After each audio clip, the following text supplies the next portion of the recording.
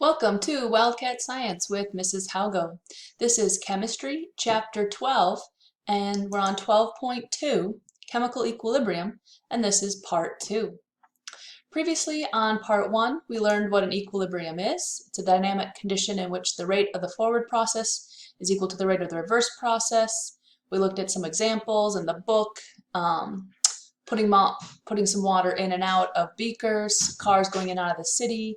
We looked at physical equilibrium between two physical processes like a phase change of water and how they are not stagnant, but the amount of molecules in the liquid phase or the vapor phase does stay constant even though it's not the same exact molecules.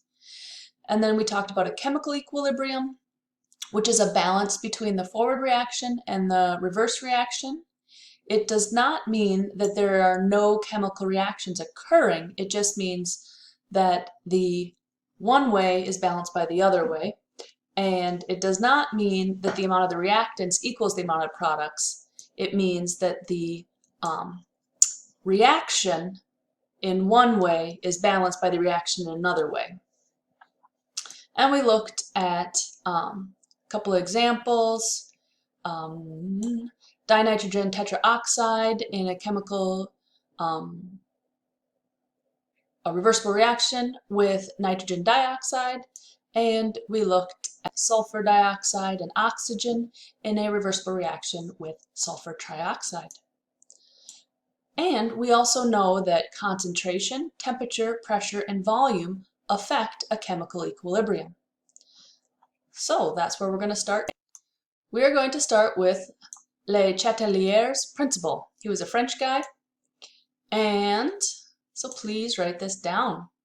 When a system at physical or chemical equilibrium is disturbed by a change, the system will shift to offset the change. So let's talk about when we change the concentration. So if the amount of reactant or the amount of product increases, the reaction will shift to decrease them. So if you add reactant, the reaction is going to shift to use up that reactant. And if the amount of reactant or products decreases, the reaction will shift to increase them. So if you take some of the, let's say, reactant away, the reaction is going to try and replace them. So let's look at some examples, and please write this down. We have 2 moles of sulfur dioxide gas reacts with 1 mole of oxygen gas, which is in a reversible reaction with 2 moles of sulfur trioxide gas. And that should sound familiar. So I have a couple of questions for you. Given what we just wrote up above, if the concentration of sulfur dioxide increases, will the reactant or will the equilibrium shift to the right or towards the products, or will it shift to the left towards the reactants? And the second question, if the concentration of sulfur dioxide decreases, will the reaction shift to the right towards the products or shift to the left towards the reactants?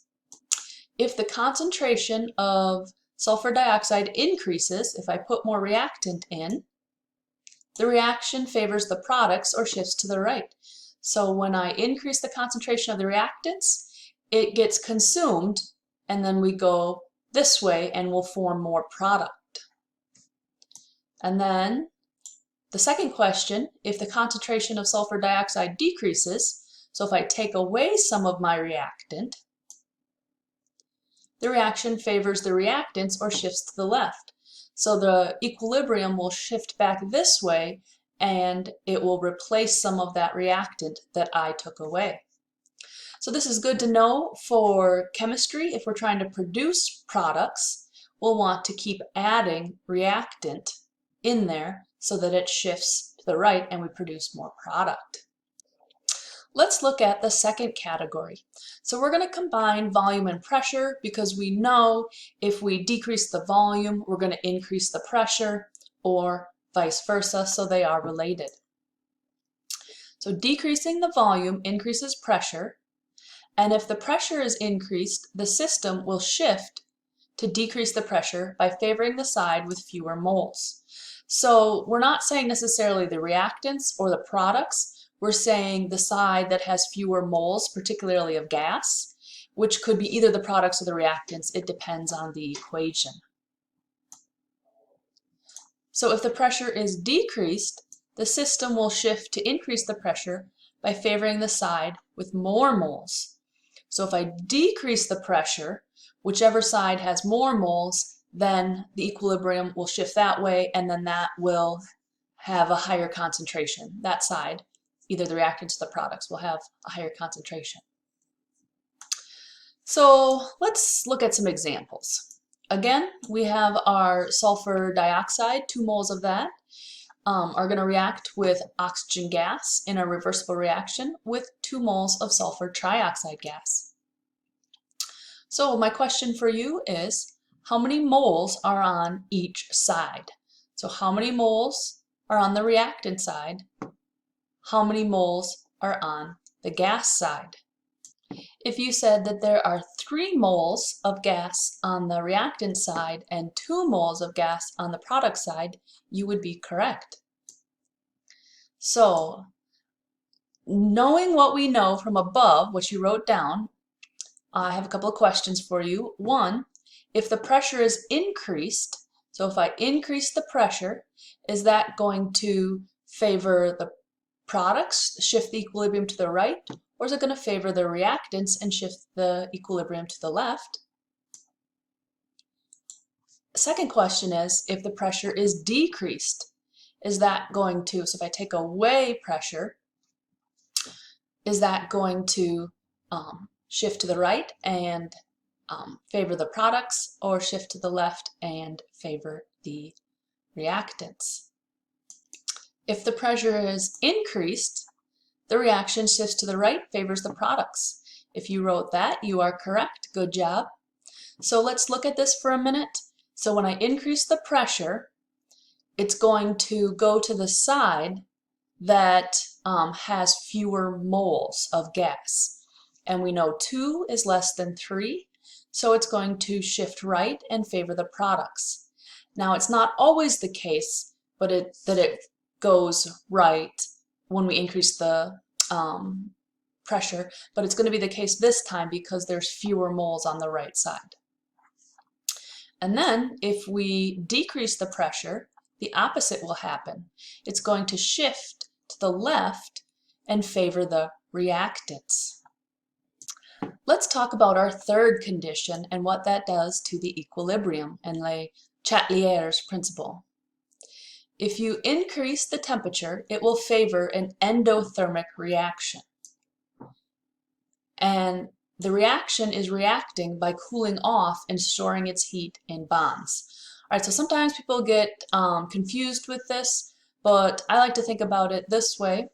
So we know an endothermic reaction is taking in heat, and that it is taking energy or heat from the surroundings, and it's storing the heat in bonds of that chemical.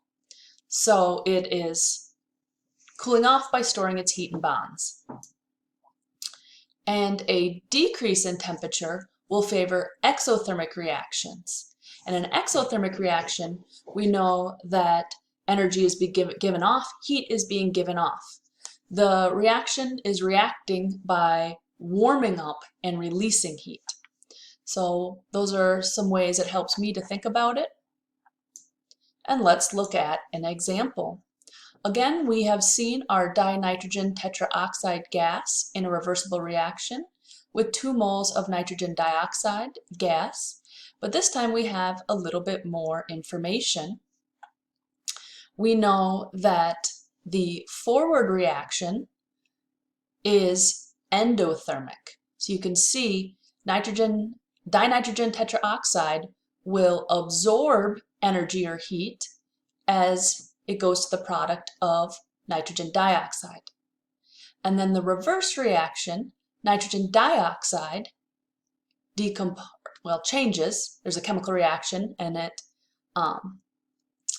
becomes dinitrogen tetroxide and it gives off heat. So that is an exothermic reaction. So we know that this reaction, dinitrogen tetroxide to nitrogen dioxide, is endothermic. And then the reverse, nitrogen dioxide to dinitrogen tetroxide, is exothermic. So, questions are two questions. Now, are the reactants favored or the products favored when the temperature is increased? And are the reactants or the products favored when the temperature is decreased? So, an increase in temperature means that the products are favored. So it's going to shift this way, favoring the products, or shifting to the right. And there are a couple of ways you can think about this. One, we said that an increase in temperature will favor endothermic reactions. And then we know that this one is an endothermic reaction. Second way I like to think about it is I like to think about the energy as an actual reactant or product. And so if I increase heat by putting heat in, it's going to consume some of it and move over this way. So I put heat in and it shifts to the right. It doesn't always shift to the products because it depends on which side is endothermic or exothermic. So it shifts to consume the heat, and in this case that is right and favors the products. Now, what happens if the temperature is decreased?